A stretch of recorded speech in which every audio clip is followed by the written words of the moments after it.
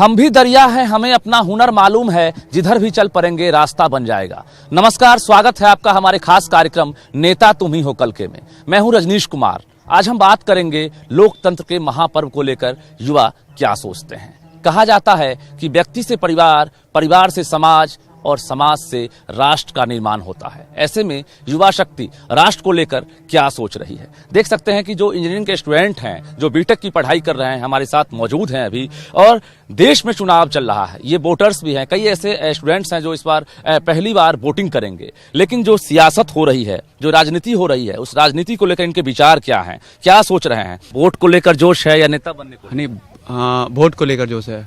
और मेरा ओपिनियन ये रहेगा कि कोई भी जो वोट गिराने जाते हैं वो वहाँ पे नहीं, केंद्र में देख के नहीं वोट गिराए। अच्छा। वो वोट गिराए तो अपने उनके आसपास के जो प्रतिनिधि जो खड़े हैं उनको देखे, अगर वो अच्छे होंगे वो उनका काम करेंगे। सक्सेस हो, हमारी जितनी भी देश हैं सब सक्सेस करें और जितने ज्यादा हो सके उतने ज्यादा डेवलप कर सकें। आप क्या कर रहे हैं? अब भाग लेंगे, अब फर्स्ट अटेम्प्ट स्टार्ट है। क्या, किस तरह से मतदान करके या नेता बनेंगे? मतदान करके उसके बाद मतदान करेंगे, जो अच्छे नेता हैं उनको सपोर्ट। अच्छा, कभी किसी के पेरेंट्स जो हैं घर में ये नहीं बोलते हैं आप लोगों को कि पढ़ लिख कर नेता बनो?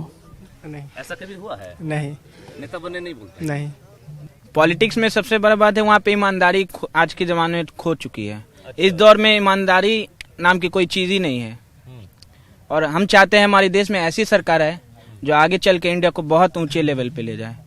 जिस तरह से आज ब्रिटेन, अमेरिका ये सब तरक्की कर रहे हैं, हम क्यों पीछे हैं? चाइना भी हमारे साथ आजाद हुआ था। बिल्कुल, युवा सवाल पूछ रहे हैं कि हम क्यों पीछे हैं। चाइना, अमेरिका काफी आगे निकल चुका है, हम क्यों पीछे हैं। यही सवाल तो हम पूछ रहे हैं कि आप क्यों पीछे हैं, हम क्यों पीछे हैं। क्योंकि हिंदुस्तान सबसे बड़ा युवाओं का देश है। 1.25 अरब की आबादी में 65% जो आबादी है युवाओं की है। बावजूद हमारे युवा राजनीति में नहीं है। ये सवाल है और हम जरा युवाओं से ही बात कर लेते हैं। मैं यही कहना चाहूंगी कि हमारे पास 2 हाथ हैं। हम 2 हाथों से 50 लोगों को नहीं मार सकते या फिर उनसे नहीं लड़ सकते, लेकिन इन्हीं दोनों हाथों को जोड़कर हम करोड़ों लोगों का दिल जीत सकते हैं। बताइए, घर में कोई नेता है? नहीं, कोई नहीं। आप बनेंगे? बिल्कुल नहीं। आप भी नहीं बनेंगे? नहीं, क्यों? कभी कोई इंटरेस्ट ही नहीं है पॉलिटिक्स में। जो सियासत चल रही है अभी, कितना यकीन है जो वादा करके जाते हैं तो वो वादा जो है पूरा होता है या फिर वो अधूरा रह जाता है? हाँ, मोदी जी कुछ तो कर रहे हैं, बाकी तो बिहार में तो ऐसा कुछ नहीं है। ना प्रतिभा की कमी है, ना हुनर की कमी है, ना आप में कोई जोश की कमी है, जुनून की कमी है। फिर आप पीछे क्यों छूट जाते हैं? पीछे क्योंकि जितने भी आगे बढ़ते हैं वो सो दैट उन्हीं के फैमिली से बढ़ जा रहे हैं। अच्छा। हम लोग को मौका नहीं मिल पा रहा। किनकी फैमिली से? पॉलिटिक्स में जो है उन्हीं के थ्रू जितने भी आगे बढ़े नहीं। इसीलिए फ्यूचर नहीं देख रहे हैं क्या? या डर्टी पॉलिटिक्स है, इसलिए सो हम लोग को जगह प्लेस नहीं मिल रहा है। जातिवादी बहुत ज्यादा चल रही है यहाँ। It's all about money and power. Those who have money, they can go in front without anything. Everything is money. जी, आज के टाइम में यही है। पावर भी होना चाहिए और पैसा भी होना चाहिए। ये दोनों रहा तो आगे बढ़ेगा, नहीं तो फिर कोई बढ़ नहीं सकता है। ऐसा ही चल ही रहा है और अभी तक चलता ही है यही। इस चुनाव के बारे में यही सोच रहे हैं कि युवा वर्ग बढ़ चढ़ करके हिस्सा लेगी और वो एक अच्छा नेता को चयन करेगी। वोट करेंगे आप? हाँ, इस बार मैं पहली बार वोट क्या सोचकर वोट कर रहे हैं? इस बार विकास को देखते हुए। राजनीति करने वाले लोगों के लिए कोई योग्यता नहीं है, कोई उम्र सीमा नहीं है। यही वजह है कि रिटायरमेंट भी नहीं है। 60 साल के बाद भी राजनीति करते हैं और पीछे हटने को तैयार नहीं होते हैं, लकीर के फकीर बन जाते हैं। तो क्या नेताओं की योग्यता क्या होनी चाहिए राजनीति में एंट्री के लिए? मिनिमम ग्रेजुएशन होना चाहिए। क्या योग्यता होनी चाहिए? ग्रेजुएशन करना चाहिए जी। योग्यता? Graduation sir, masters. चलिए, मास्टर्स। क्या योग्यता होनी चाहिए? एक बार सब लोग बोलिए। चलिए, हम एक बार फिर से पूछ रहे हैं, नेताओं की योग्यता 8वीं पास होनी चाहिए। कितने लोग हाथ खड़े कर रहे हैं? 8वीं पास में कितने लोग हाथ खड़े कर रहे हैं? 10th पास में कितने लोग हाथ खड़े कर रहे हैं? +2 में कितने लोग हाथ खड़े कर रहे हैं? ग्रेजुएशन में? चलिए ग्रेजुएशन है। और पीजी वाले? पीजी से कम की एंट्री नहीं होगी। पीजी से कम की एंट्री नहीं। चलिए, ग्रेजुएशन से कम की एंट्री नहीं होनी चाहिए, ये मांग है युवाओं की। और होता क्या है? अंगूठा छाप। वही मतलब पता भी नहीं, वो ठीक से बोल नहीं पाते हैं, वो ठीक से ए से जेड तक लिख नहीं सकते हैं, और वो हमें शिक्षा सिखलाने हमारे क्लास में भाषण देने आते हैं। वो हमको प्राइज देते हैं कि हम अपने क्लास का टॉपर होते हैं जब 10th में, वो हमें प्राइज देते हैं जिनको अपना नाम लिखने। मैं चाहता हूँ कि जिस फील्ड में जो अच्छे कर रहे थे, टेक्निकल है, तो वो टेक्निकल के बारे में उस फील्ड में जाएं, उसमें अच्छा करें। जो लॉ एंड ऑर्डर के बैकग्राउंड से हैं, उसमें ग्रेजुएशन किए हुए हैं, तो वो लॉ एंड ऑर्डर के में जाएं, तो उसमें कुछ अच्छा कर पाएंगे। वो आरक्षण हटा देंगे फर्स्ट ऑफ ऑल। आरक्षण हटा देंगे? हाँ। आरक्षण से नफरत क्यों? क्योंकि जनरल कास्ट के बच्चे पढ़ने के बाद भी पीछे ही रहते हैं। आरक्षण की भी खूब राजनीति होती है। हाँ। राजनीति की दिशा और दशा क्या सही है अभी? नहीं, एकदम गलत है सर, एकदम गलत है सर। हर तरफ क्या होनी चाहिए? हर तरफ जाति को लेके राजनीति हो रही है, ऐसा नहीं होना चाहिए। 1948 1950 के टाइम हमारे कंडीशन वैसा था, इसलिए उस टाइम पे हमारे लिए लाया गया था राजनीति। भाई ये बताइए कि नेता बनिएगा?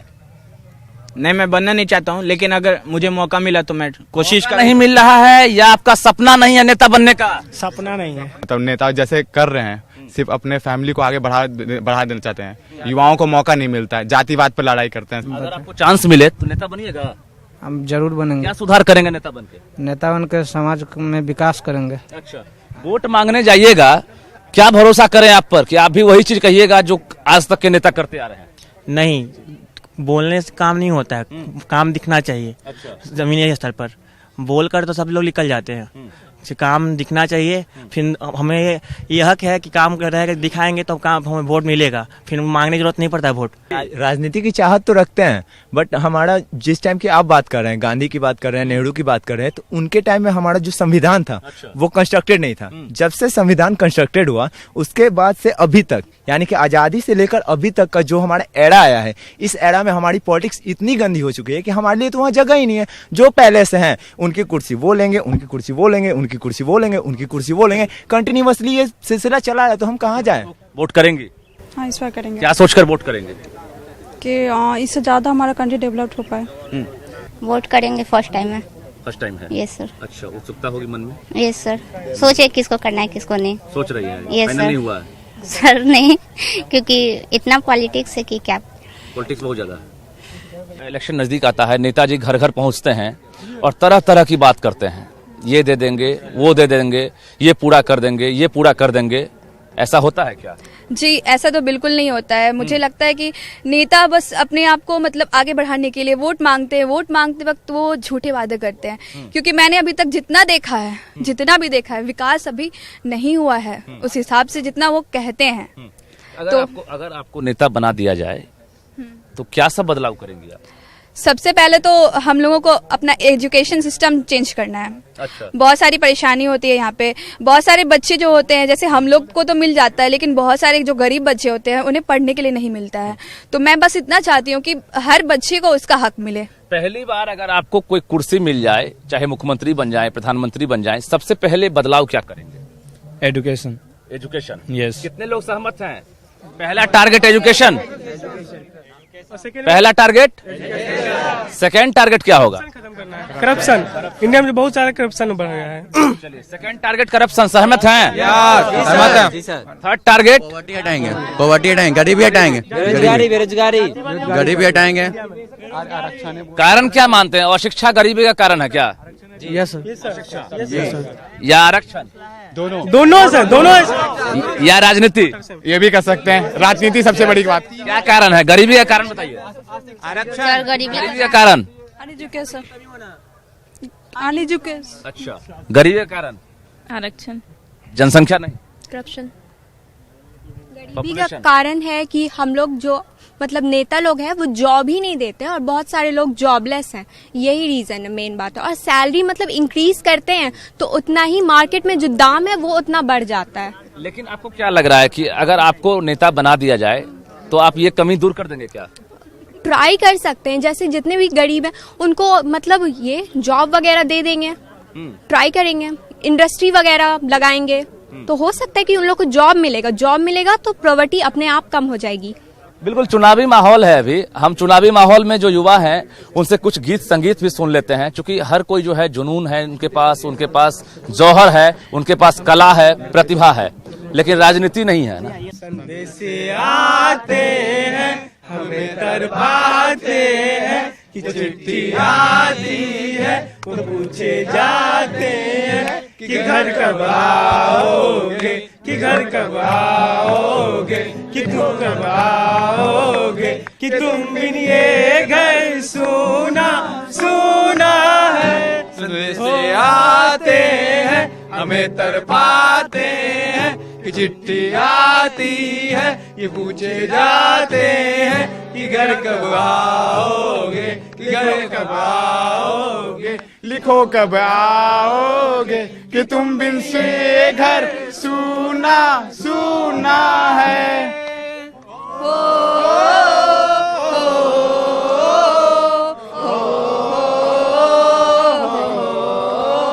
सबसे पहले हम एक सवाल और आपसे करेंगे कि जिस तरह से अभी जातिवाद, वंशवाद, व्यक्तिवाद, तमाम जो वाद है ये परेशान कर रहा है। हाँ, सबको, पूरा समाज को परेशान कर रहे हैं। हाँ, रोजगार में कितनी उम्मीद रहती है कि रोजगार आपको मिल जाए? लेकिन ये रोजगार सब सरकार का आलोचना तो करते हैं, लेकिन सबको सरकारी नौकरी ही चाहिए। अच्छा। हाँ, लेकिन हम ये स्किल डेवलपमेंट हो रहा है, ये स्टार्टअप हो गया, हम अपना रोजगार सृजन करेंगे और इसमें अपने तरफ से एम्प्लॉय को रखेंगे। तो रोजगार नहीं मिलने का कारण राजनीति है क्या?